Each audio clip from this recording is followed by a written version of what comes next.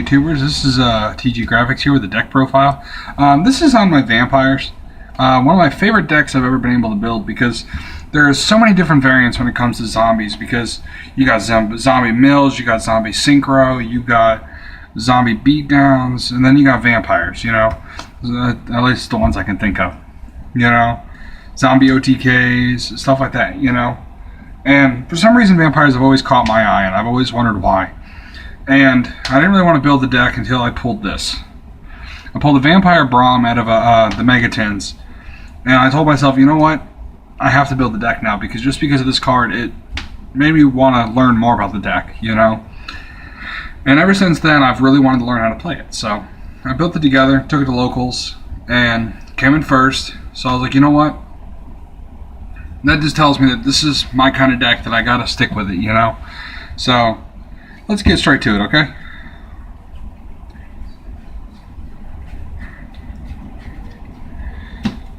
Alright. First, I run 3 Vampire Dukes. He is kind of your boss, in a way. He's basically, whenever it comes to your combos, he's the best one to get into, because when you normal summon him, you can sort of summon a dark vampire from your graveyard in defense. Also, when he special summons, you can declare a card type, which is a monster, spell, or trap, and your opponent has to send one of those cards from the deck to from their deck to the graveyard. So it's a great way to be able to start your combos off.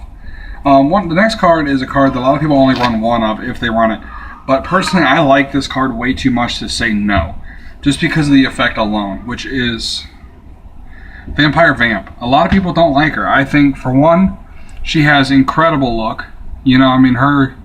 Just her in general is just a great card, and ever since I found out what she did, I loved her effect, because what this card does is when it's normal summoned when this card is normal summoned or a vampire type monster is normal summoned, you're able to activate her effect, and whenever if your opponent has a monster that's 2,000 or more attack, you can equip that monster from your opponent's side of the field to your side of the field and equip it to this monster, and this monster gains the attack of that monster. So it's another great way to be able to do it, because even if it doesn't have to be an original attack, just the attack it's at right that moment.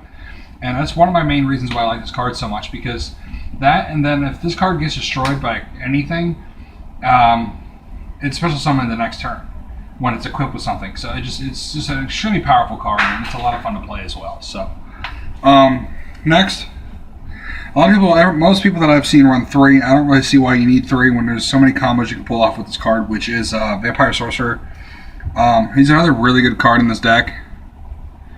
I love running him, because what he does is when he is destroyed by when he's sent to the graveyard from the field, you can add a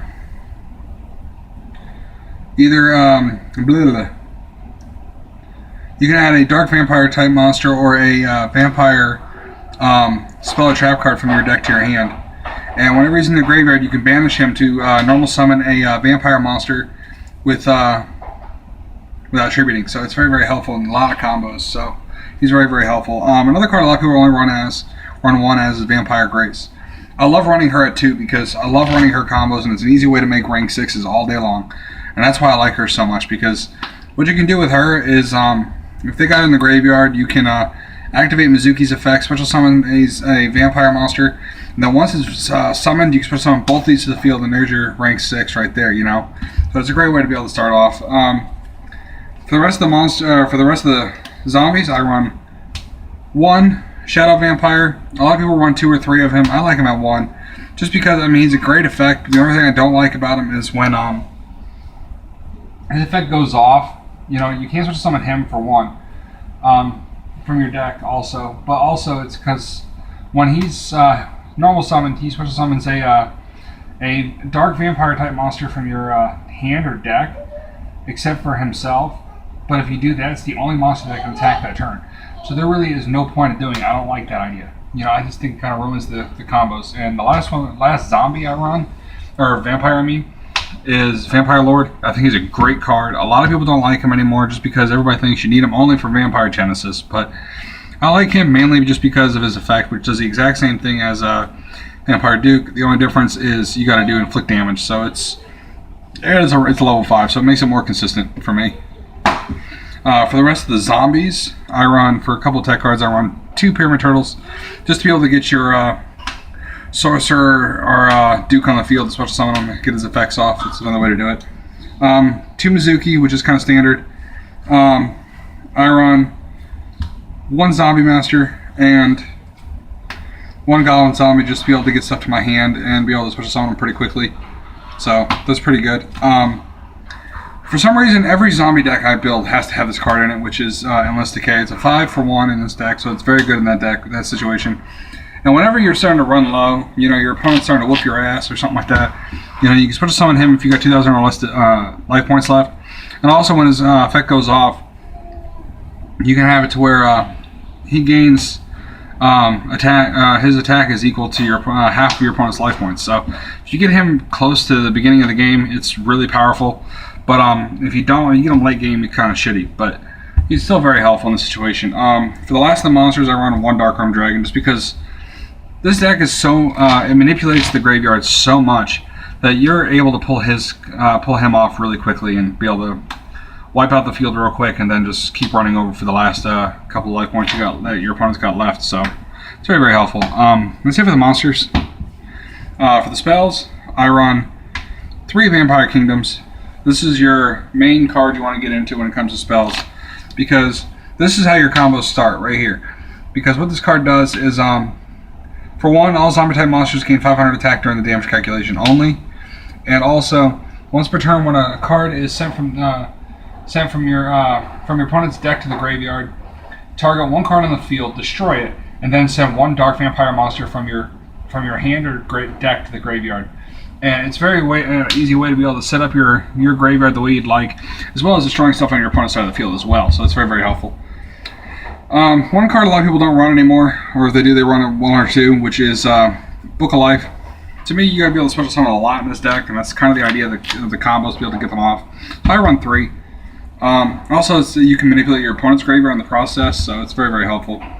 I run 1 the Shallow Grave, just because I want to be able to special summon a lot of my monsters in the process. And if your opponent decides to special summon something that you would like to take or something like that, you can special summon 1 of your 5s and then go into him and then steal it. So it's very, very helpful in that situation as well.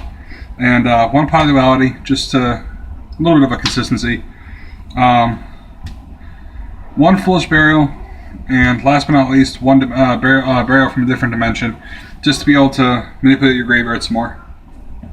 So for the spells, for the traps, I run 2 Vampire Takeovers. This card is incredible, and I'm finally happy I was able to grab it, because the only type of monster you control are zombies.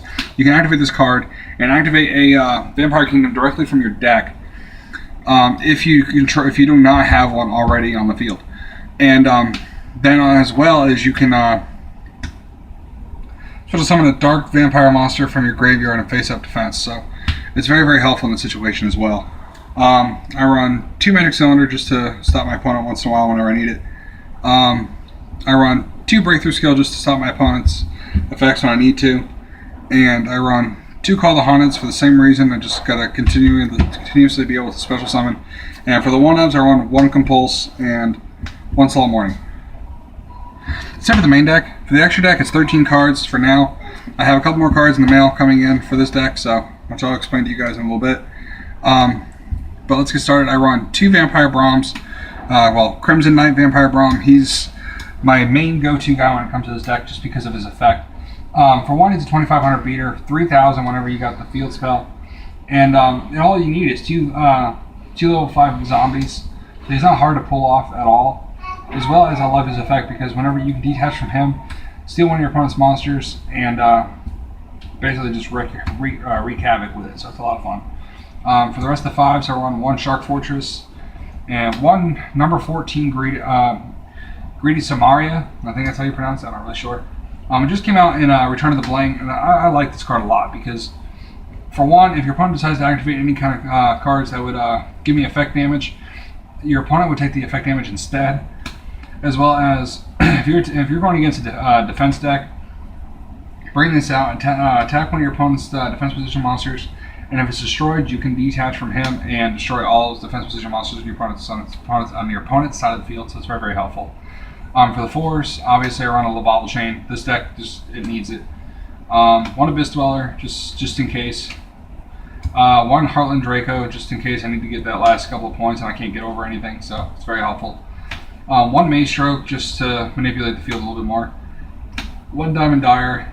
1 Photon Poppy Operative. 1 Ragna Zero. 1 Master of Blades, and 1 Gaia Dragon the Thunder Charger. These are my fail safes right here because I don't really use them, but the rest are so consistent. And the reason why I run this, honestly, is because I can put it on top of one of my rank 5s real quick, and my opponent decides to run defensively, and I can just start attacking and he still loses damage. So it's very, very helpful. That's it for the deck profile. Hope you guys enjoyed. Subscribe, like, comment, whatever you got to do. And thanks for watching, guys. If you guys got any suggestions or decks you would like to see, if I'm able to put them together, I'll let you guys know, and I'll try to get them out there as fast as possible. Thanks, guys.